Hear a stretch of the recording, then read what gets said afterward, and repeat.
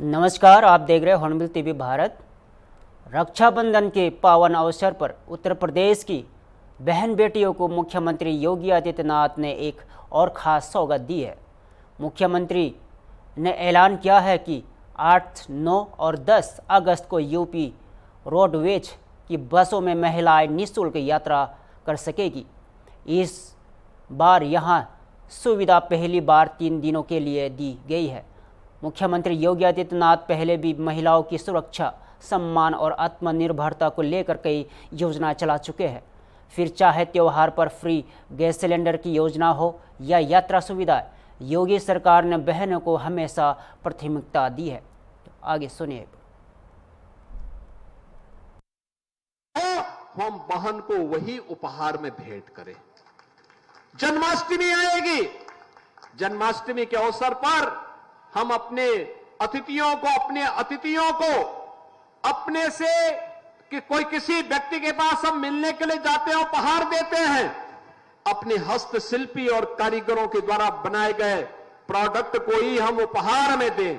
ये उपहार में आप देंगे, एक तो आपके प्रदेश के हर जनपद के प्रोडक्ट का प्रचार प्रसार होगा, दूसरा उसका जो मुनाफा आएगा वो हमारे हस्तशिल्पी और कारीगरों के पास जाएगा, और हस्तशिल्पी और कारीगरों के पास जो मुनाफा आएगा वह प्रदेश के युवाओं के रोजगार के लिए, प्रदेश के विकास में वो पैसा लगेगा। अगर विदेशों से आपने सामान खरीद करके उपहार के रूप में दिया तो बहनों और भाइयों ये मान करके चलिए कि ये पैसा आतंकवादियों के हाथों में जाएगा, धर्मांतरण के रूप में खर्च होगा, लव जिहाद जैसी विघटनकारी गतिविधियों में खर्च होगा। हमें उससे अपने आप को बचाना होगा और उसके लिए आवश्यक है कि प्रधानमंत्री जी के स्वदेशी अभियान के साथ हम प्राण से जुटे और मुरादाबाद उसके लिए एक आईना। सीएम की योगी आदित्यनाथ इस पहल महिलाओं ने दिल खोलकर स्वागत किया। इस बार यूपी सरकार ने यह भी साफ कर दिया है कि यदि राज्य की बेटियां 3 दिन के भीतर किसी अन्य राज्य की बस में भी यात्रा करती है तो उन्हें भी पूरी तरह से मुफ्त मिलेगी। मुख्यमंत्री योगी आदित्यनाथ की ये घोषणा रक्षाबंधन के त्यौहार को भी भावनात्मक और यादगार बना रही है।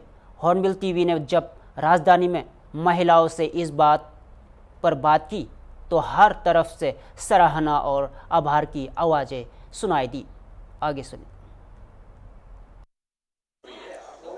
मुख्यमंत्री योगी आदित्यनाथ ने महिलाओं को बड़ी सौगात दी है, जिसमें 8, 9 और 10 इन 3 दिनों के अंदर महिलाएं कहीं भी यूपी परिवहन बसों पे फ्री सेवा कर सकती हैं। अगर वो अदर स्टेट भी जाना चाहती है यूपी परिवहन बस की, वो चाहे एसी हो या नॉर्मल है, सभी तरह की बसों पर उनको फ्री सेवा दी गई है।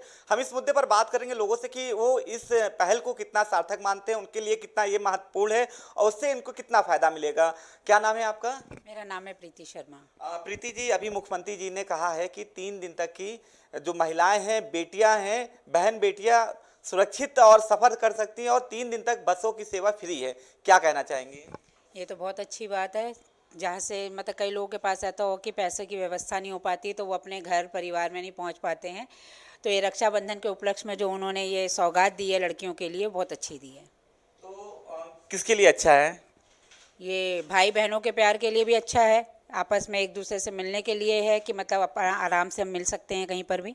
एक बहुत बड़ी पहल है मुख्यमंत्री जी की। जिस तरह से जो लोग ऐसे होते हैं कि दूर दराज में पैसों की कमी की वजह से नहीं जाते हैं, जा पाते, अपने भाई या बहन से नहीं मिल पाते, उनके लिए बहुत बड़ी पहल है। हम लोगों से बात करेंगे और भी लोगों से। क्या नाम है आपका? सुनील जोशी। सुनील जी, आपने सवाल सुना है, मुख्यमंत्री जी की एक बड़ी पहल है। अभी तक 2 दिन तक की रक्षाबंधन में फ्री बस सेवा का लाभ मिलता था, अब ये बढ़ा दिया है, 3 दिन के लिए कर दिया, यानी 8 और 9, 10 3 दिन तक की कोई भी महिला जो बहन बेटियां हैं कहीं भी जा सकती है यूपी परिवहन बस की सेवा, चाहे वो एसी हो या नॉर्मल है, और 3 दिनों में बिल्कुल फ्री रहेगा। क्या कहना चाहेंगे मुख्यमंत्री जी की इस पहल को आप किस नज़र से देखते हैं? नहीं, बहुत अच्छा इनिशिएटिव है हमारे माननीय मुख्यमंत्री जी का।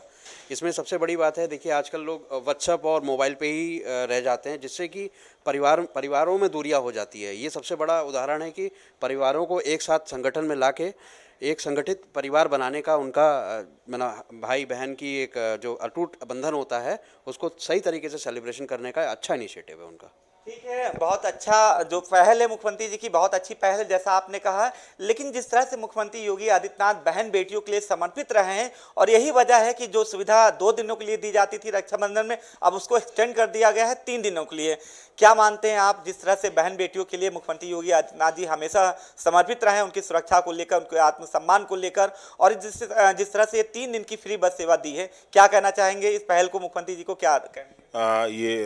मैं शुद्ध रूप से निहाय अपने दिल से मुख्यमंत्री श्री योगी आदित्यनाथ जी का धन्यवाद करता हूं, साधुवाद करता हूं कि इस पावन त्यौहार पर, भाई और बहन के त्यौहार पर जो सुविधा पूर्व में 2 दिनों की थी, उन्होंने 3 दिन की है। देखिए, ऐसा है कि लोग तो त्यौहार मना ही रहे थे, पहले भी लोग चाह रहे थे। कुल मिलाकर के समाज को एक करने का पहल है ये। समाज में जब इस तरह के संदेश जाते हैं तो कहीं ना कहीं से वो समाज को एक करता है।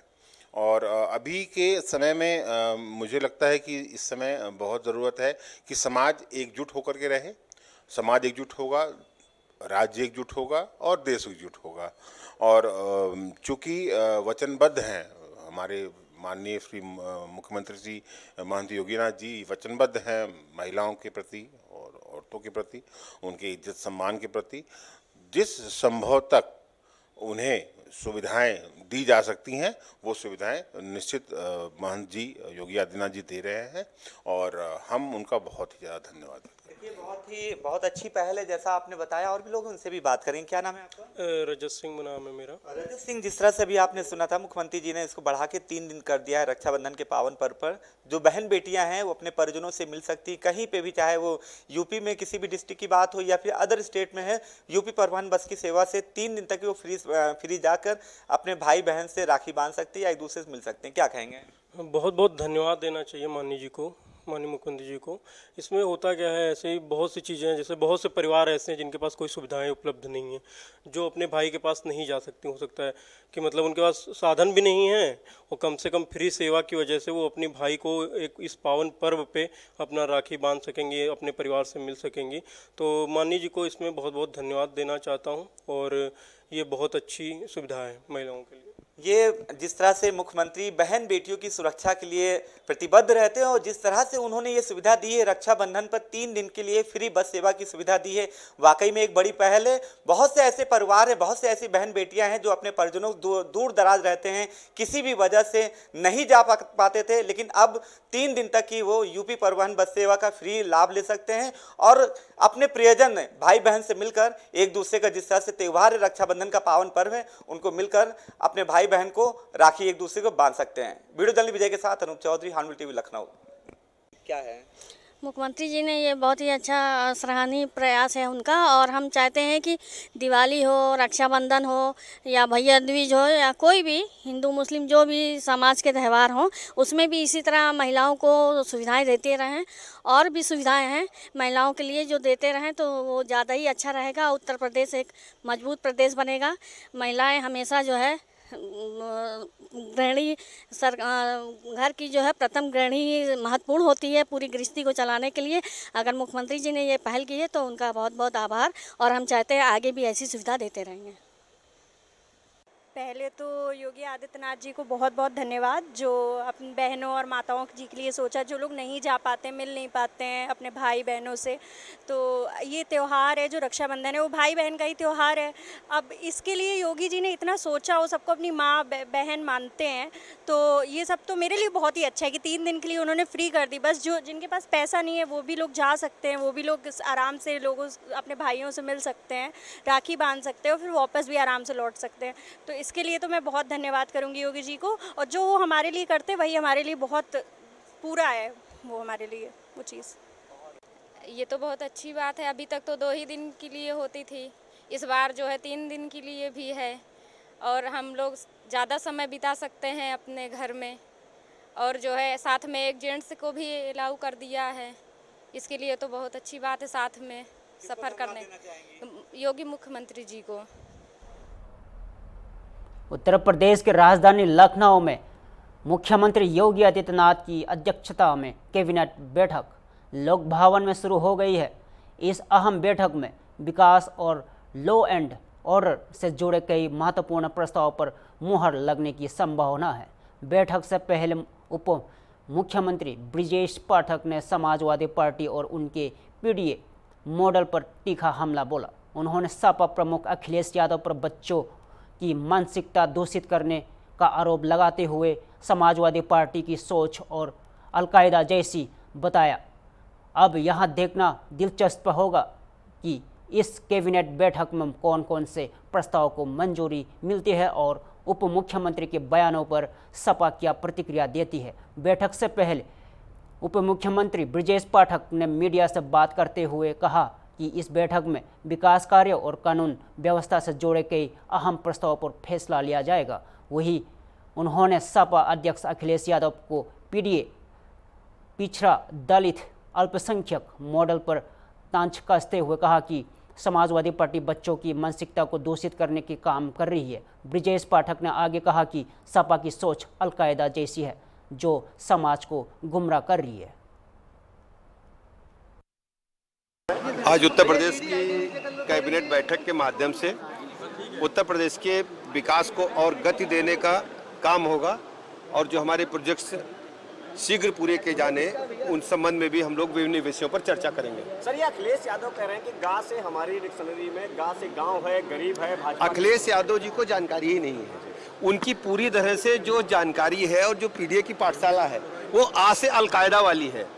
आप जानते हैं कि अखिलेश यादव जी बच्चों के दिमाग में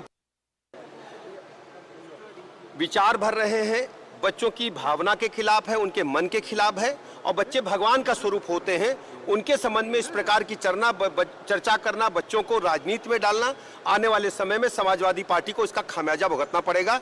ये सिर्फ आप और अलकायदा ही जानते हैं। सर, स्वामी प्रसाद मौर्य लगाने का 14 तारीख को विभाजन विभीषिका दिवस मनाने का और 15 तारीख को और 16 तारीख को तिरंगा यात्रा निकालने का कार्यक्रम है, जिसको भारतीय जनता पार्टी भी कर रही है संगठन के स्तर पर और सरकार भी ऐसे अभियान को आगे बढ़ाने में सहयोग करे। समाजवादी पार्टी सर पीडीए पाठशाला लगातार लगा रही है।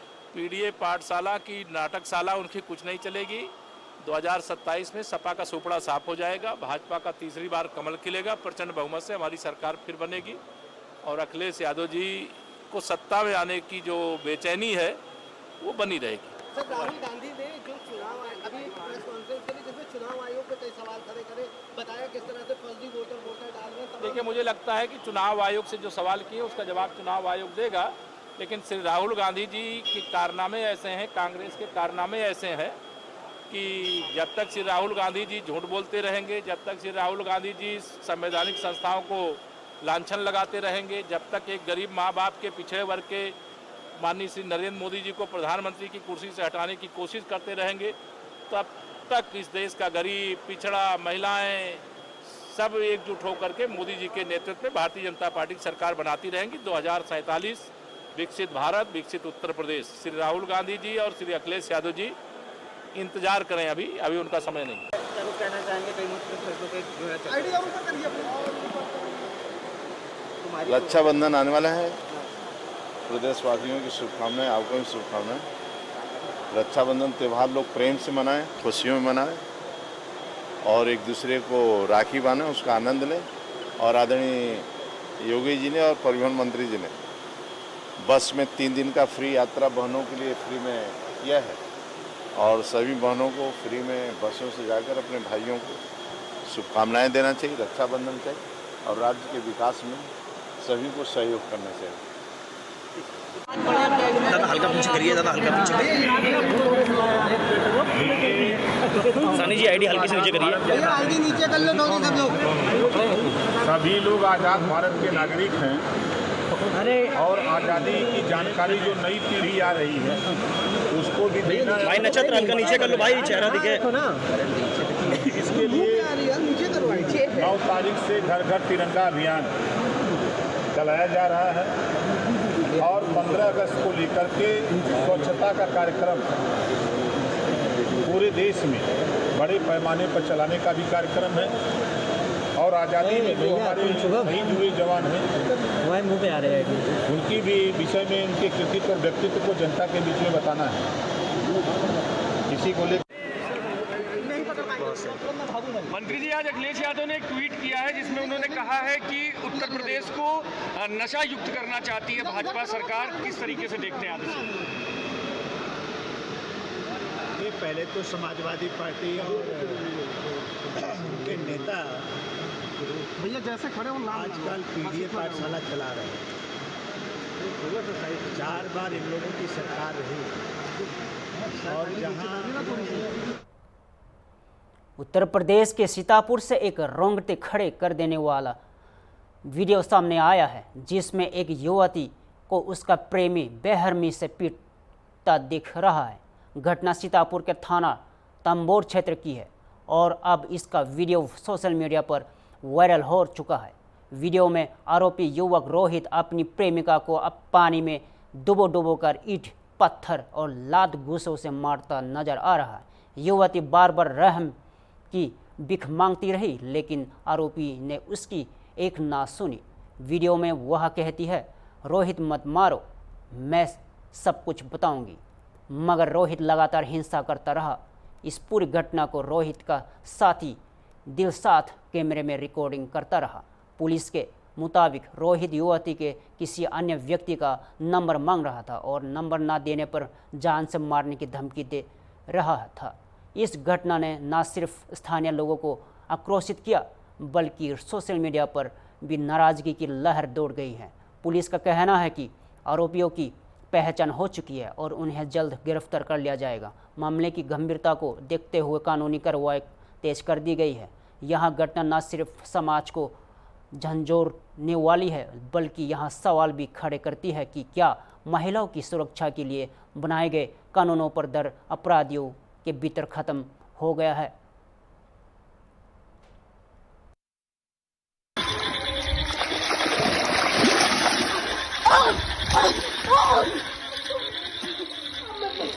होली के पहले से बात करी रे। होली पहले ना 1.5 महीने होली खेले खाते बुलाए तुम्हारे का खाली 1.5 महीने बात कर 1.5 महीने वाह पर आप कहेस कि नफेस 14 से शीतल गई है। हम यकीन नहीं हमारी बात सुन लो पूरी। हम यकीन नहीं मानो। हमारी बात सुन लो, अब झूठ ना बोली बात तुमका नंबर दे दिया है। अब हमारी बात सुन लो पहले तुम, अब ना झूठ बोल तुमका नंबर की क्या है? नफेस का नंबर है। फिर से जूम करके देख लो, सब सही बताएगा। चलो ठीक 87 ठीक 85 ठीक नंबर हमको याद है। हम तुमका सब सही बताएगा, हम नंबर दे दिया, मारो ना मारो ना। आपका? उर्मिला देवी। उर्मिला देवी, ये जो वीडियो वायरल हो रहा है ये किसका है? ये हमारी लड़की का, पल्लवी का। पल्लवी का है। हाँ। ये कहाँ थी, क्यों, किसके द्वारा मारा पीटा जा रहा है? ये रोहित और लड़के का कुछ हम नाम नहीं जानते हैं। ये बकाल आते हैं मेरी लड़की को, नाबालिग मेरी लड़की है। कितने बरस की है लड़की? लड़की 17 बरस की है। 17 बरस की है। हाँ। तो कितने दिनों से यहाँ पर है और इस तरीके की प्रताड़ना झेल रही है? 1.5 साल हो गए बकाए मेरी लड़की को घूम रहे हैं। हमको मारने की धमकी देते, मेरे छोटी लड़की को भी मारते हैं।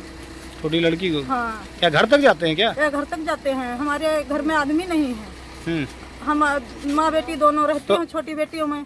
तो इस प्रताड़ना को आप भी झेल रहे हैं, फिर भी आपने थाने में तहरीर नहीं दी? आप लोगों को बुलाया तो इसीलिए था, भैया लोगों को बुलाया हमने। हम कहे कि हमारी मदद करो, गांव वाले हमारे मोहल्ले वाले कोई मदद नहीं करते हैं, हमारे कोई है नहीं, तो तहरीर दे दी गई? इसीलिए हम आए हैं, हम इन लोगों को खुद बुलाए हैं। तो पुलिस को आपने तहरीर दे दिया है? हाँ दिया है। तो क्या बताइए, पुलिस के द्वारा क्या कार्रवाई की गई अब तक? अब पता नहीं है क्या करेंगे, एप्लीकेशन हमने दिया है। उत्तर प्रदेश के सीतापुर जनपद से एक चौंकाने वाले स्वास्थ्य संबंधी खबर सामने आई है। विकासखंड बेहटा के संसोरी गांव में हेपेटाइटिस के 93 मरीज पाए गए, जिसके बाद स्वास्थ्य विभाग में हड़कंप मच गया है। मामले की गंभीरता को देखते हुए शासन ने तुरंत संज्ञान लिया और मंडलीय अपर निदेशक डॉक्टर जीवी गुप्ता के निर्देश पर विशेषज्ञों की एक टीम गांव पहुंची। टीम ने मरीजों से मुलाकात कर संक्रमण के संभावित कारणों की पड़ताल शुरू कर दी है। फिलहाल गांव में करीब 500 लोगों के 2 बड़ा सैंपल लिए गए हैं और जिन मरीजों से हेपेटाइटिस वी पॉजिटिव की पुष्टि हुई है, उनका टीकाकरण और लीवर अल्ट्रासाउंड कराने की प्रक्रिया शुरू कर दी गई है।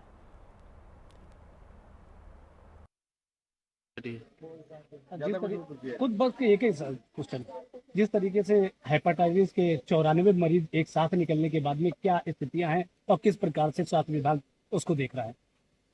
एक्चुअली जब मुझे पता चला तो जो टेस्टिंग कराई गई तो उसको पॉजिटिव नहीं कह सकते, अभी कंफर्मेशन नहीं है, वो रिएक्टिव आया है, तो किट से रिजेक्टिव आया है, उसकी सैंपलिंग मेडिकल कॉलेज में भेजी गई है।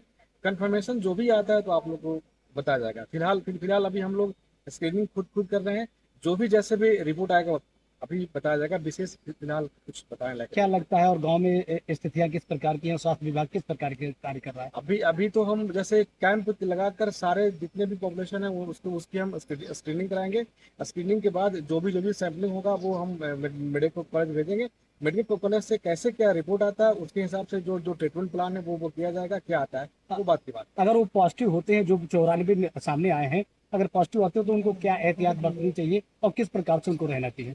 अब उसके एहतियात के लिए ये है कि देखिए जो हेपेटाइटिस बी और सी है वो ब्लड के कॉन्टेक्ट से होता है, तो जनरली पॉपुलेशन में अवेयरनेस फैलाया भी जा रहा है कि कम से कम अगर आप कहीं ब्लड ट्रांसफ्यूजन की बात अगर की जाए तो कोशिश करेंगे कि जो स्क्रीनिंग हो कि किसी अच्छी जगह से करा लें। और जो जैसे फिलहाल जो पेपर में वगैरह में चल रहा है कि दाढ़ी बनाने से ये सब होता है, बहुत कम रेयर कंडीशन है कि वो होता है, तो कोशिश करें कि खुद दाढ़ी तो कम कर ही सकते हैं, बाल बनाने के लिए आपको जाना पड़ेगा। तो स्तूरा जो पुराने तरीके से लोग सब करते थे वो यूज ना करके वो नए ब्लेड का यूज कर लें। क्या लगता है कि जिस तरीके से पॉपुलेशन 3000 की लगभग गाँव में है और अब तक 400 लोगों की ही सैंपलिंग की जा पाई है, क्या जरूरत है पूरे गांव की सैंपलिंग कराने की? हाँ बिल्कुल जरूरत है, बट चूंकि ये प्रक्रिया थोड़ी सी जटिल है, एकदम से सबकी नहीं करा सकते हैं, ये धीरे धीरे प्रोसेसिंग में है, वो चल रहा है। तो हम लोग को जैसे हम डेली प्लान कर रहे हैं कि जो कैंप है, कैंप के साथ जितने भी हम स्क्रीनिंग करा सकते हैं, तो कोशिश क्या हम पूरे जितने भी पॉपुलेशन है सबकी कराएंगे, बट थोड़ी सी प्रक्रिया जटिल रहती है, तो हम धीरे करके इसको आगे बढ़ रहे हैं। गांव के ही 27 वर्षीय शैलेंद्र कुमार मिश्र ने रक्तदान के दौरान जब खुद को पॉजिटिव पाया तो उन्होंने बाकी ग्रामीणों की जांच करवाई। इसके बाद मामला स्वास्थ्य विभाग के संज्ञान में आया। स्वास्थ्य विभाग ने लखनऊ लैब में दूसरे दौर पर सैंपल भेज दिए गए हैं, जिनकी रिपोर्ट आने के बाद ही आगे का टीकाकरण और इलाज सुनिश्चित किया जाएगा। लेकिन सवाल यही है कि अगर संक्रमण का स्रोत स्पष्ट नहीं है तो यहाँ 93 लोगों तक कैसे पहुंचा, जांच अभी जारी है।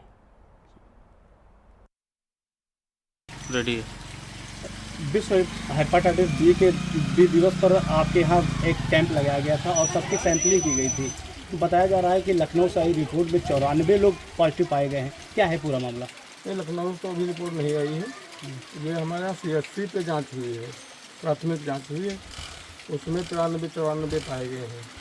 लेकिन वो वायरल लोड जो कराया गया लखनऊ के लिए वो अभी क्लियर होकर नहीं आ पाई है।